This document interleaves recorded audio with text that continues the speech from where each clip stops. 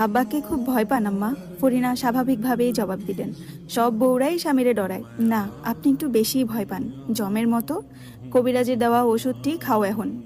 আপনি কথা এড়াচ্ছেন আম্মা। আচ্ছা, ওষুধ দেন আগে।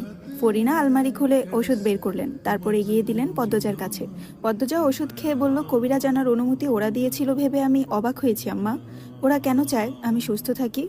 ফরিনা কিছু বললেন না। পদ্মজা ফরিনার মুখের দিকে চেয়ে থাকে। মানুষটার আয়ু কি শেষের পথে? কেমন যেন মৃত মৃত ছাপ মুখে। চোখ বুঝলে মনে হবে অনেক দিনের উপোস করে মারা গিয়েছেন। মায়া হয় মানুষটার জন্য।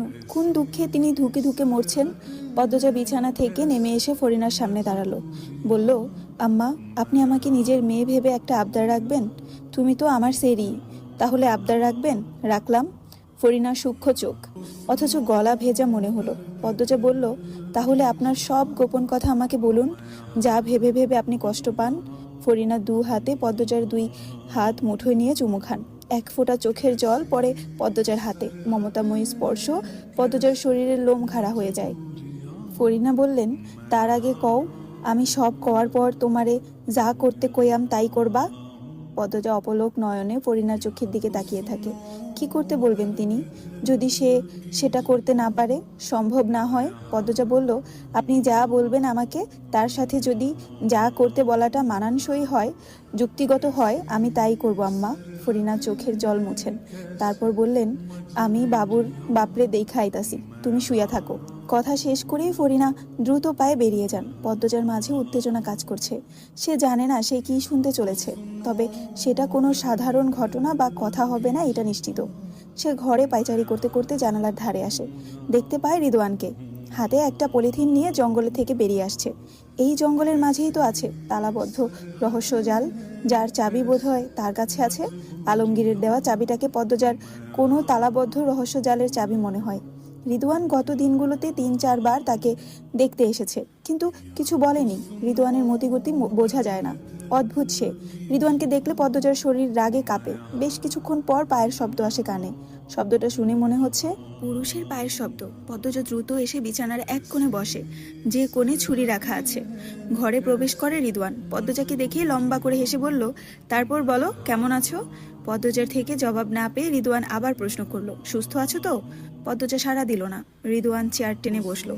বলল, তোমাকে এত চুপচাপ দেখে অবাক হচ্ছি। কি পরিকল্পনা করছো বলো তো? পদ্মজার তীক্ষ্ণ দৃষ্টি নিয়ে তাকালো। বলল, কাপুরুষ বোধ হয় আপনার মতো মানুষকেই বলা হয়। রিদওয়ানের ঠোঁটের হাসি মিলিয়ে যায়, চোয়াল শক্ত হয়ে আসে। তারপর হুট করেই হেসে দিল। বলল, কাপুরুষের কি করেছি?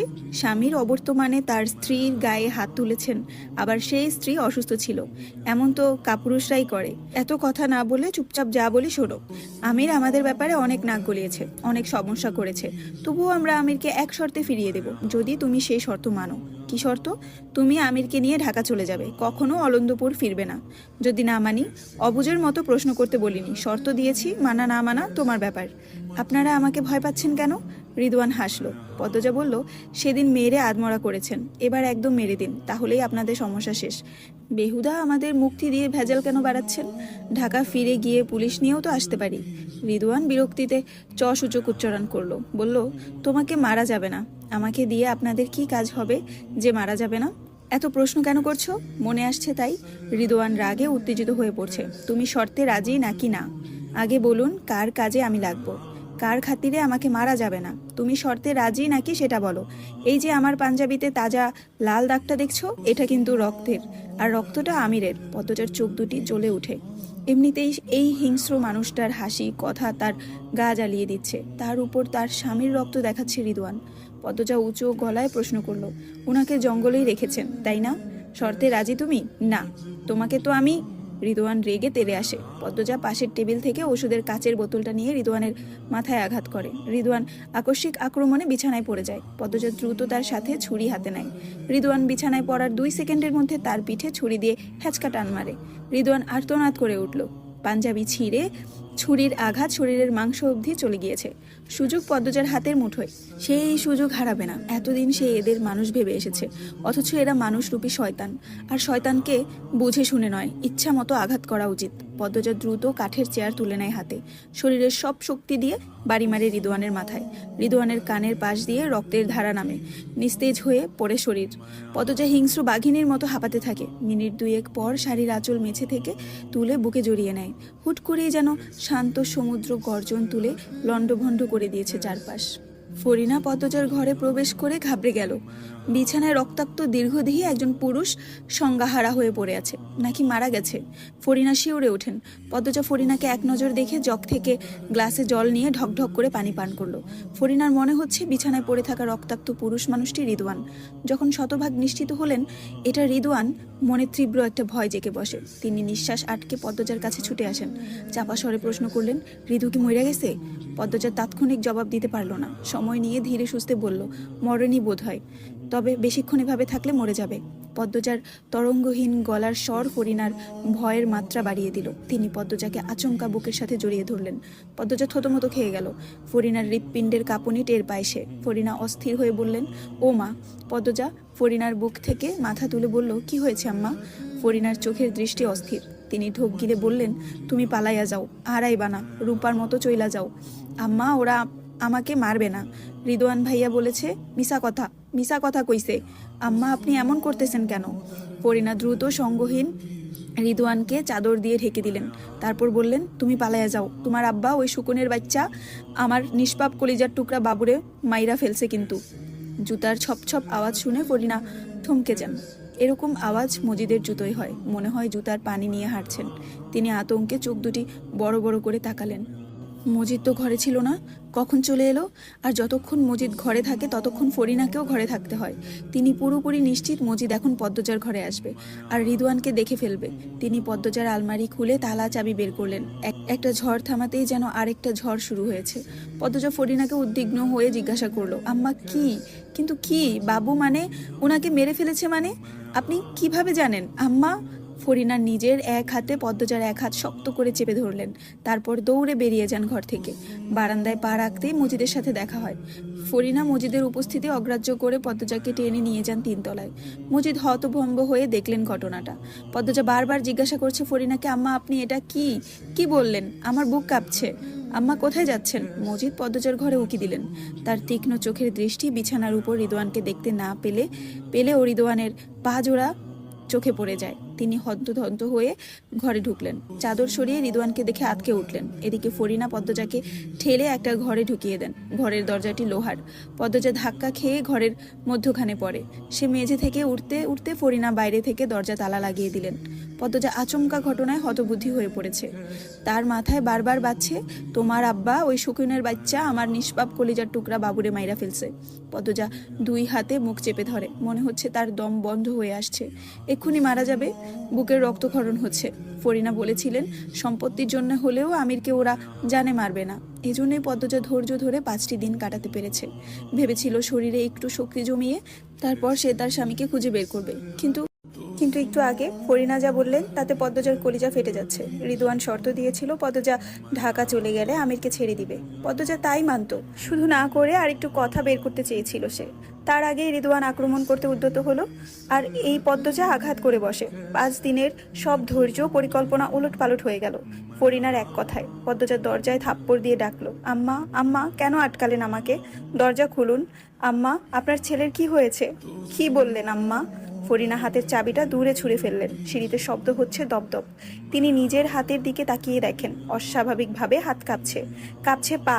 মজিদ খলিল একসাথে উঠে আসে, ফরিনার সামনে এসে দাঁড়ায়। ফরিনা ভয়ে জমে গেছেন।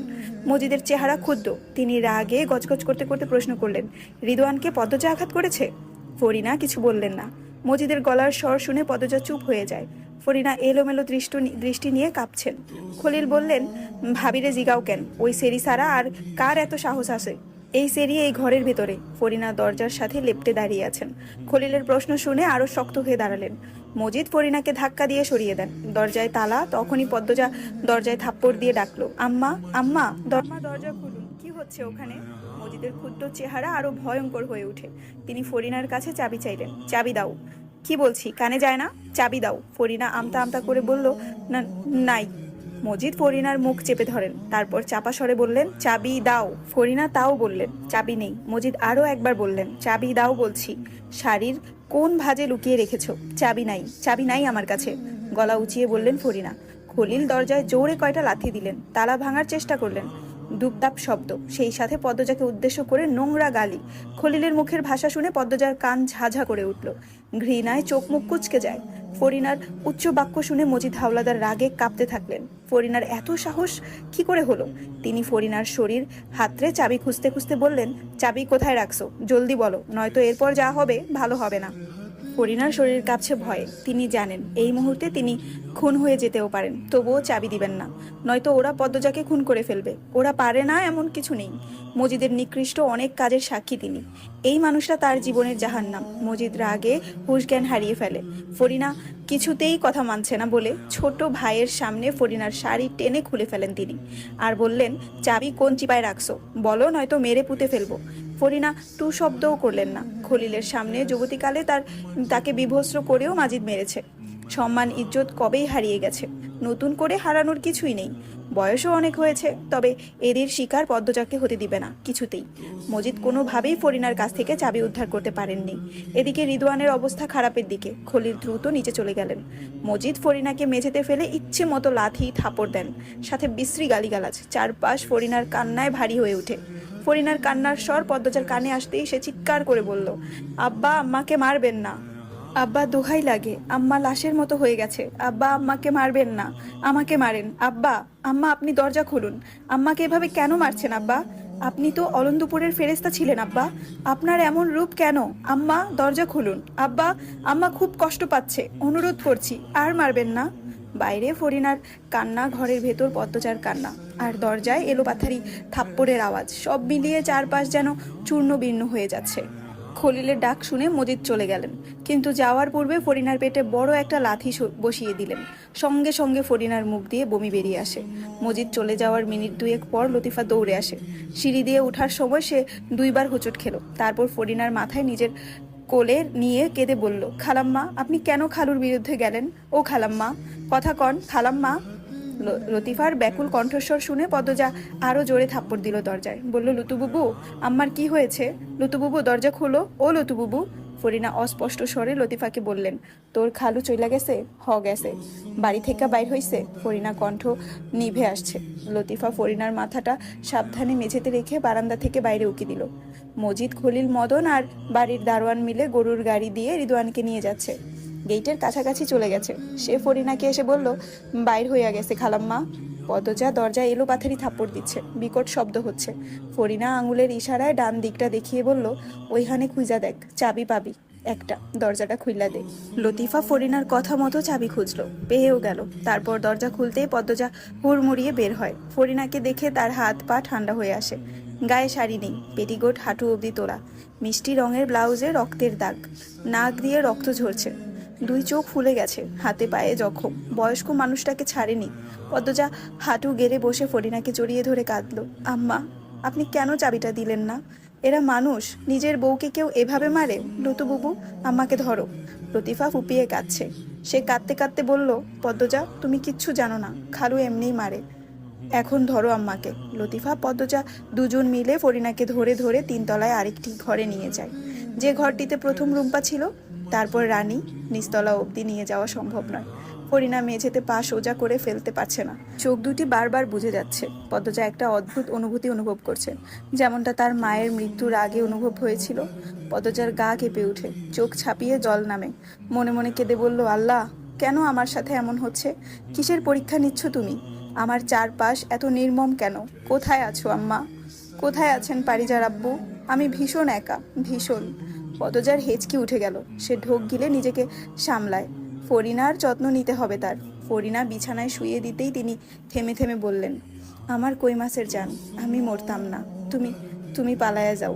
আম্মা আমি আপনাকে ছেড়ে কোথাও যাব না। লুতুবুবু হালকা গরম পানি আর আমার ঘরের আলমারির ডান পাশে ড্রয়ারে থেকে স্যাভলন আর তুলা নিয়ে আসো।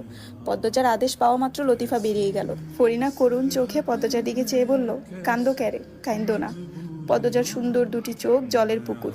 বিরতিহীনভাবে পানি গড়িয়ে পড়ছে গলায় বুকে। সে ফরিনার এক হাত কপালে ঠেকিয়ে হতাশ হয়ে ব্যর্থ কণ্ঠে বলল, আম্মা, আমি কি করব? যখনই ভাবি এবার সব ঠিক হয়ে যাবে, তখনই ভয়ঙ্কর ঘটনা সম্মুখীন হতে হয়। আমি আর পারছি না, এত খারাপ পরিবেশ আমি আর নিতে পারছি না আম্মা। নিজেকে কিছুক্ষণ আগেও শক্তিমান মনে হয়েছে আমি চাইলে সব পারবো, কিন্তু এখন খুব দুর্বল মনে হচ্ছে। আমি ওদের বিরুদ্ধে পেরে উঠছি না। আপনি ভালো হয়ে উঠুন আম্মা, আপনার ছেলে কি সত্যি? পদ্মজা তাকিয়ে দেখলো ফরিনার চোখ বোঝা অবস্থায় আছে। পদ্মজার বুক ছ্যাদ করে উঠল। সে ফরিনার নাকের কাছে হাত নিয়ে পরীক্ষা করলো নিঃশ্বাস নিচ্ছে নাকি। নিঃশ্বাস নিচ্ছে। সেই সময় লতিফা স্যাবলন, তুলা আর হালকা গরম পানি নিয়ে ঘরে প্রবেশ করলো। ফরিনা ঘুমাচ্ছেন, কথা বলার অবস্থায় নেই। পদ্মজার পায়ে ঘা হয়েছে। 5 দিনে কি ছেঁড়া কাটা ভালো হয়? শীতের কারণে উল্টো আরো কষ্ট বাড়ে। পায়ের অবস্থা যাতা, তাতে অবশ্য যায় আসে না পদ্মজার। সে অস্থির হয়ে আছে, বুকে এক ফোঁটা শান্তিও নেই। রিদওয়ান দুপুরে জঙ্গল থেকে ফিরেছিল। পদ্মজার ধারণা আমির জঙ্গলের কোথাও বন্দি আছে, অথবা লাশটা হলেও আছে। ভাবনাটা পদ্মজার মাথায় আসতেই সে দ্রুত মাথায় চেপে ধরে, বিড়বিড় করে, না, আমি কি ভাবছি? কিচ্ছু হয়নি, কারো কিছু হয়নি, সবাই ভালো আছে। সে লতিফার দায়িত্বে ফরিনাকে রেখে নিচতলায় নেমে আসে। সাথে ছুরি, রামদা নিয়েছে। আজ খোপা করেননি, বেনি করেছে। বাড়িতে কোনো পুরুষ নেই, সব হাসপাতালে। ওরা ফিরলে সে আর আস্ত থাকবে না, আর তার আগে আমিরকে বের করতে হবে। সেই সাথে লুকানোর গুপ্ত রহস্য। সদর ঘরে আমিনা ছিলেন, তিনি আলোকে খিচুড়ি খাওয়াচ্ছেন, নির্বিকার ভঙ্গি। কোনো তাড়া নেই, চিন্তা নেই। রিদওয়ানের অবস্থা কি দেখেননি? এই মানুষটা শুধু রানীর জন্যই কাঁদেন, আর কারোর জন্য না। কিন্তু কেন? পরিবারের সবার সাথে দূরত্ব বজায় রাখেন, যদিও কথা বলেন তা অহংকারী, একটু কটু কথা। পদজা বেরিয়ে পড়ে, সন্ধ্যার নামাজ পড়েই বেরিয়েছে। আজ জঙ্গলে মরবে, নয়তো আগামীকাল এই বাড়ির পুরুষগুলোর হাতে। সে মনে মনে মৃত্যু মেনে নিয়েছে। ধীর পায়ে হেঁটে হেঁটে জঙ্গলে ঢুকে। বোনদের কথা খুব মনে পড়ছে। সে মারা গেলে ওদের কি হবে? খুব কি কাঁদবে? কাঁদতে কাঁদতে জ্বর উঠে যাবে বোধহয়। পূর্ণার তো খুব কান্নার পর জ্বর হয়। প্রেমা নিজেকে সামলাতে পারবে। এসব ভাবতে ভাবতে একসময় পদ্মজা মানুষের উপস্থিতি টের ফিসফিসিয়ে কাছে কোথাও কেউ কথা বলছে। পদ্মজা এখনো ভালো করে জঙ্গলের গভীরে প্রবেশ করেনি। সে হিজল গাছের আড়ালে লুকিয়ে পড়ে। আস্তে আস্তে দুটি মানুষ চোখের পর্দায় ভেসে ওঠে। তারা জঙ্গলের পশ্চিম দিক থেকে এসেছে। অস্পষ্ট তাদের মুখ। জঙ্গল থেকে বেরিয়ে অন্দরমহলের পিছনে গিয়ে দাঁড়ালো তারা। একটা মুখ চিনতে পারে পদ্মজা, মৃদুলের হাতে টর্চ। সেই টর্চের আলোতে পাশের জনের হাত ভেসে ওঠে। এক হাতে লাল তাজা রক্ত, অন্য হাতে রামদা। পদ্মজা শিউরে ওঠে, ঘামতে থাকলো। উত্তেজনায় তার হৃৎপিণ্ড ফেটে যাওয়ার উপক্রম। গলা শুকিয়ে কাঠ। মৃদুল কিছু একটা বলে, উত্তরে আগন্তুক কিছু একটা বলে। ঝাপসা আলোয় মৃদুলের সাথে লোকটার দেহ আর চুল স্পষ্ট হয়। লম্বা শরীর, মাথায় ঝাঁকড়া চুল, চারপাশ থমকে যায়। পদ্মজার শরীর বেয়ে যেন মুহূর্তে শীতল কিছু একটা ছুঁয়ে যায়। সে বিস্ময়ে ঘোর কাটাতে পারছে না। চন্দ্র তারাকেহীন স্নান আকাশের কারণে চারপাশ অদ্ভুত ভয়ঙ্কর হয়ে আছে। পদ্মজার মুখ ঘেঁষে একটা পাতা মাটিতে পড়ল। সাথে সাথে সে ভয় পেয়ে 2 পা পিছিয়ে যায়। যখন ব্যাপারটা বুঝতে পারলো, নিজের ভয় পাওয়া দেখে নিজের উপর খুব বিরক্ত হয়। 2 পা এগিয়ে এসে অন্দরমহলের পিছনে তাকায়। আধো অন্ধকারে আবিষ্কার করলো মৃদুল এবং আগন্তুক নেই। চোখের পলকে যেন মুহূর্তেই ভোজভাজির মতোই নাই হয়ে গেল। পদ্মজার মস্তিষ্ক সাবধান হয়ে উঠল। মৃদুলের মধ্যে ঘাপলা আছে ভাবতেই ইচ্ছে করছে না, কিন্তু এই মুহূর্তে দাঁড়িয়ে সে সবকিছু ভাবতে পারে। সবকিছু। পদ্মজা তার পরিকল্পিত পথ ধরে হাঁটা শুরু করলো। মনে মনে প্রশ্ন ঘুরপাক খাচ্ছে, মৃদুল জঙ্গলের ভেতরে ঢুকেনি তো? আর দীর্ঘদেহী ঝাঁকড়া চুলের আগন্তুক কি সেই সাথে রয়েছে? পদ্মজা এক হাতে ছুরি নিল, অন্য হাতে রামদা। তার চোখের দৃষ্টি প্রখর, চারপাশে চোখ বুলিয়ে সাবধানে এক পা করে এগোচ্ছে। নিঃশ্বাস যেন আটকে আছে। এই বুঝি কেউ আক্রমণ করে বসলো। সেদিন যতটুকু এসেছিল সে ঠাউর করে করে নিরাপদভাবে ঠিক ততটুকুই চলে আসে। সামনে বড় বড় গাছপালা, ডালপালা মেলে দাঁড়িয়ে আছে। ভুতুড়ে পরিবেশ। পদ্মজা কেন জানি নিশ্চিত আজ কেউ থাকবে এখানে, অজানা রহস্যজাল পাহারা দেওয়ার জন্য। আর আশেপাশেই আছে সেই গুপ্ত রহস্যজাল। পদ্মজার শিরায় শিরায় প্রবল উত্তেজনা বয়ে যায়। কয়েকটা গাছ পেরিয়ে সে থমকে দাঁড়ালো। একটা শব্দ ভেসে আসছে কানে। পদ্মজা দুরু দুরু বুকে শব্দ শত লক্ষ্য করে তাকালো। কিছুটা দূরে একজন লোক উবু হয়ে বসে আছে, সম্ভবত প্রস্রাব করছে। পদ্মজা প্রস্তুত হয় লোকটিকে পেছন থেকে আক্রমণ করার জন্য, কিন্তু অজ্ঞতা কারণে তার হাত কেঁপে ওঠে। সে কাউকে প্রাণে মারতে পারবে না, সেই সাহস হচ্ছে না। একটা খুন করেছে ভাবলেই তার গা কেঁপে ওঠে। সেদিনের খুনটা তার নিজের অজান্তেই হয়ে গিয়েছিল। সে যেন ছিল অন্য এক পদ্মজা, সেই পদ্মজাকে সে নিজেও চিনত না। পদ্মজা অস্থির হয়ে ওঠে, কিছু একটা খোঁজে। লোকটা উঠে দাঁড়ায়। পদ্মজা দ্রুত একটা গাছের আড়ালে লুকিয়ে পড়ে। আড়াল থেকে উকি দিয়ে রুদ্ধ শ্বাসে তাকিয়ে থাকে লোকটির দিকে। লোকটির মুখ অস্পষ্ট, অবয়ব শুধু স্পষ্ট।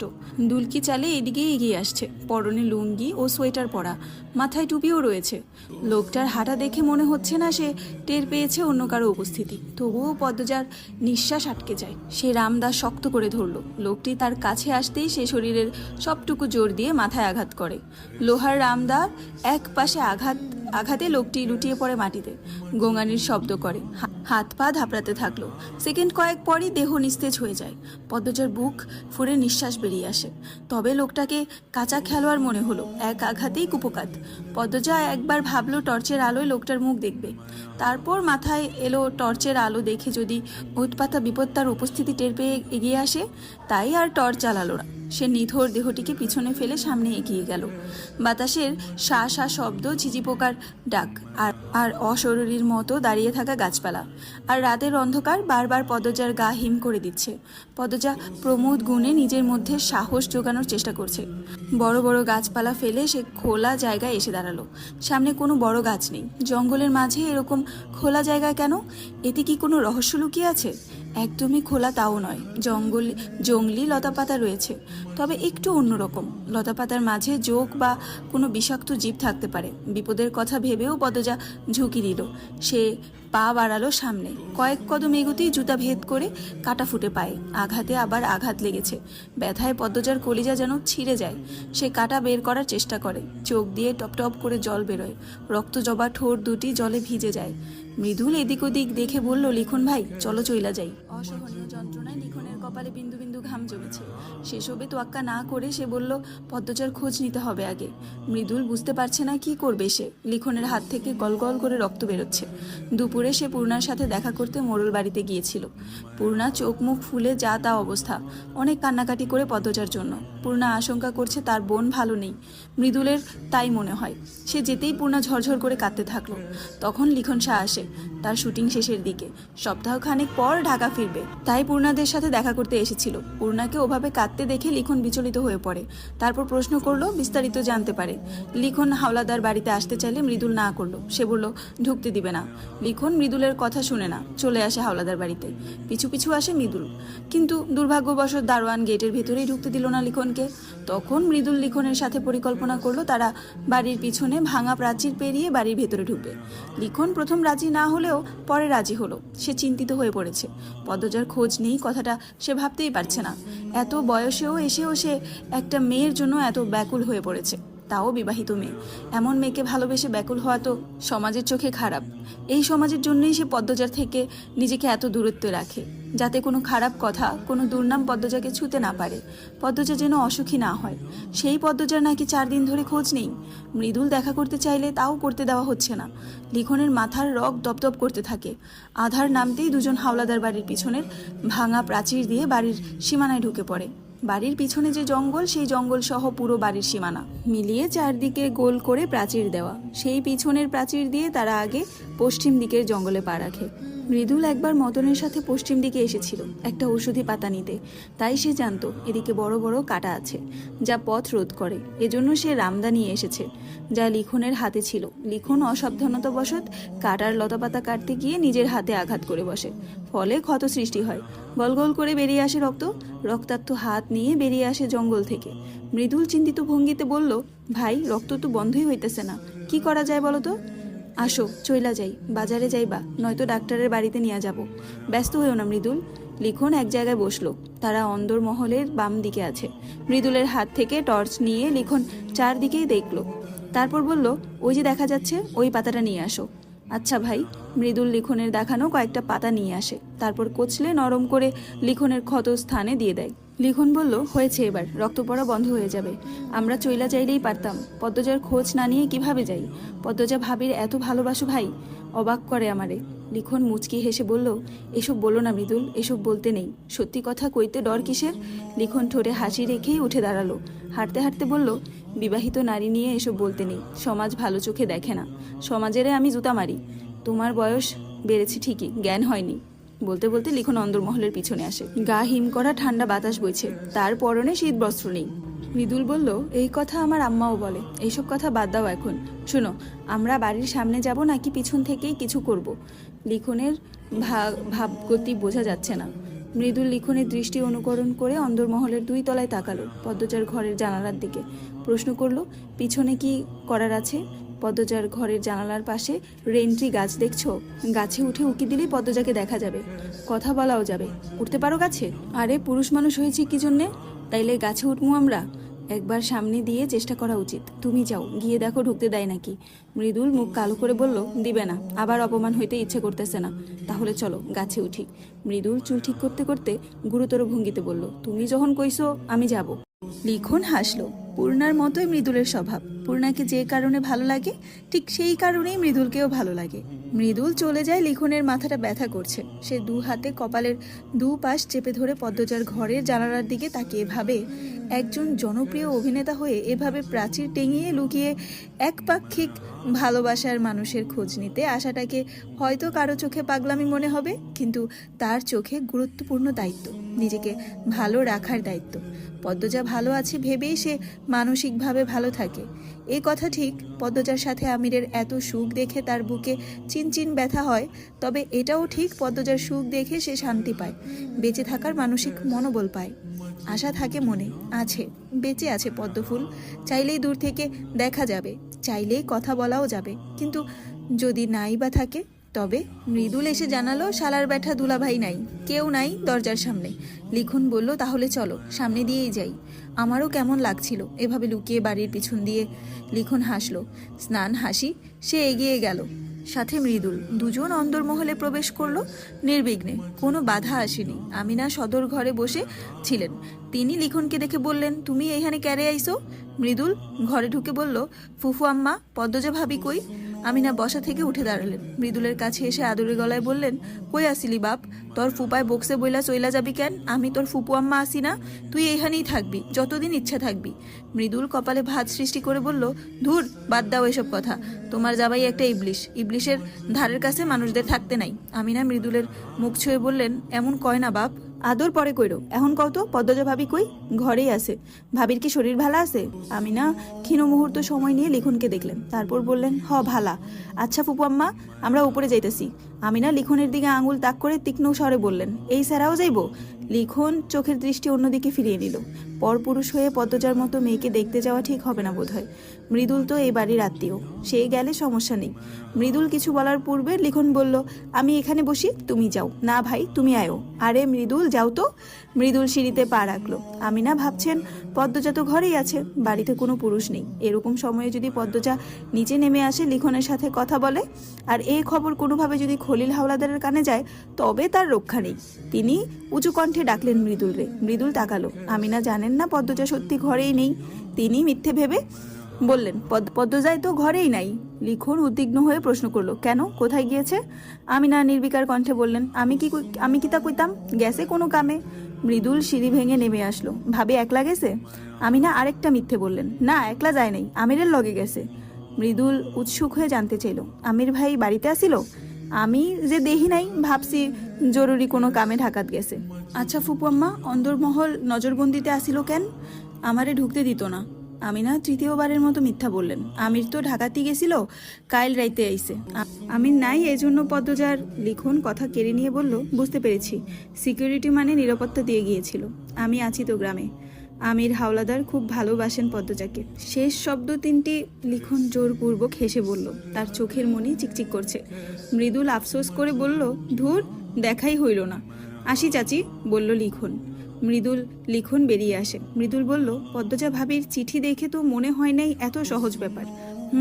পদ্মজা একটা রহস্যময়ী মায়াবী, তাই বোধহয় রহস্য রেখে চিঠি লিখেছেন। আর মিস্টার আমির যেহেতু এখন সাথে আছেন, নিশ্চয়ই পদ্মজা ভালো আছে। মৃদুল গভীর মগ্ন হয়ে কিছু ভাবছে। সে লিখনের কথার জবাবে বলল, তবুও আগামীকাল পদ্মজা পূর্ণার সাথে যোগাযোগ না করলে আমরা আবার আসব না হয়। মৃদুল লাফিয়ে উঠে বলল, এইটাই ভাবছিলাম।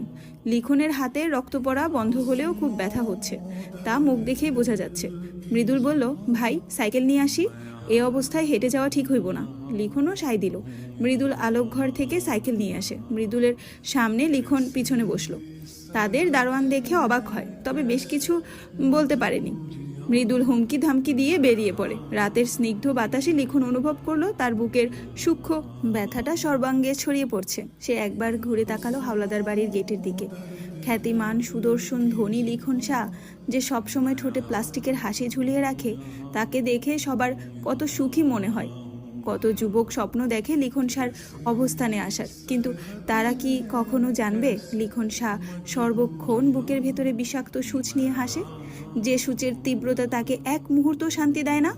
পদ্মজা চারদিকে হাঁটছে, কিন্তু চোখে পড়ার মতো কিছু পাচ্ছে না। কি এমন আছে এখানে যা পাহারা দেওয়ার জন্য কেউ না কেউ থাকে? কিছুই তো নজরে আসছে না। পদ্মজা জংলি লতাপাতার উপর হাঁটতে হাঁটতে অনেক দূর চলে আসে। শিশিরের জলে পায়ের তালু থেকে হাঁটু অবধি ভিজে গেছে। পাজোড়া ঠান্ডায় জমে যাওয়ার উপক্রম। থেকে থেকে কাঁপছে। কোথাও শেয়াল ডাকছে।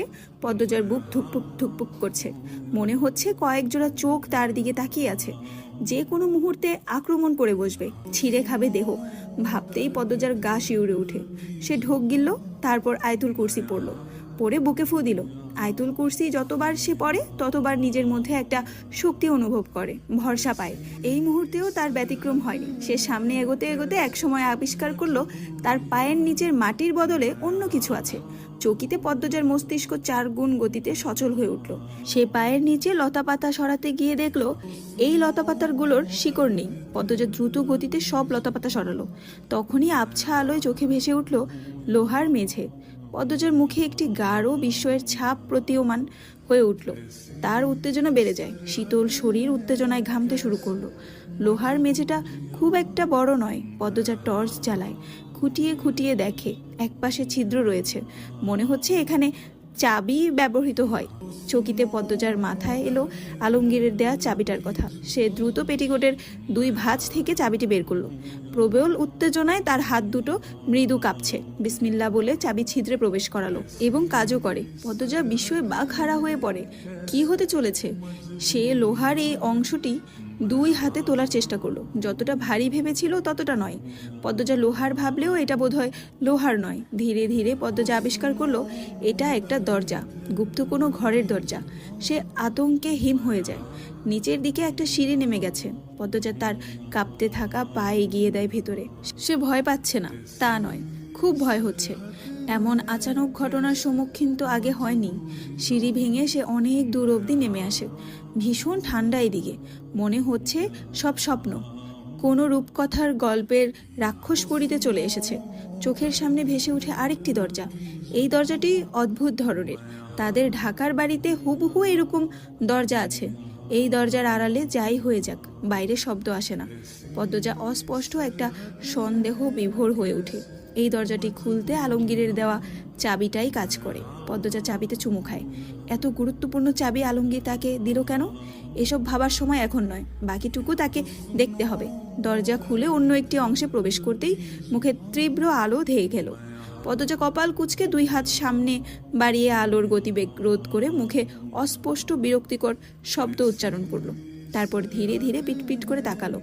চারদিকে রং বেরঙের বাতি জ্বলছে। এই বাতিগুলো তার চেনা, তাদের বাড়িতে আছে। যখন বিদ্যুৎ থাকে না, ব্যাটারি চালিত এই বাতিগুলো পুরো বাড়ি আলোয় আলোয় ভরিয়ে তোলে। 2 দিকে আরো 2টো দরজা। প্রথম দরজাটিতে লেখা স্বাগতম, দ্বিতীয় দরজাটিতে লেখা ধর রক্ত। রুম্পা তো এমন কিছুই বলেছিল। পদ্মজা আর এক মুহূর্তও দাঁড়ালো না। দ্বিতীয় দরজাটির দিকে হেঁটে আসে। এটার কোনো তালা নেই, তাহলে খুলবে কি করে? পদ্মজা ধাক্কা দিল, সাথে সাথে খুলেও গেল। পদ্মজার মুখ হা হয়ে যায়। তার ঠোঁট বারবার শুকিয়ে যাচ্ছে। এ কোথায় এসেছে সে? আর কি ফিরতে পারবে নিজের ঘরে? আচমকা পদ্মজার কানে ভেসে আসে মেয়েদের কান্নার চিৎকার। পদ্মজার রক্ত হিম হয়ে যায়। এরকম একটা জায়গায় এতগুলো মেয়ে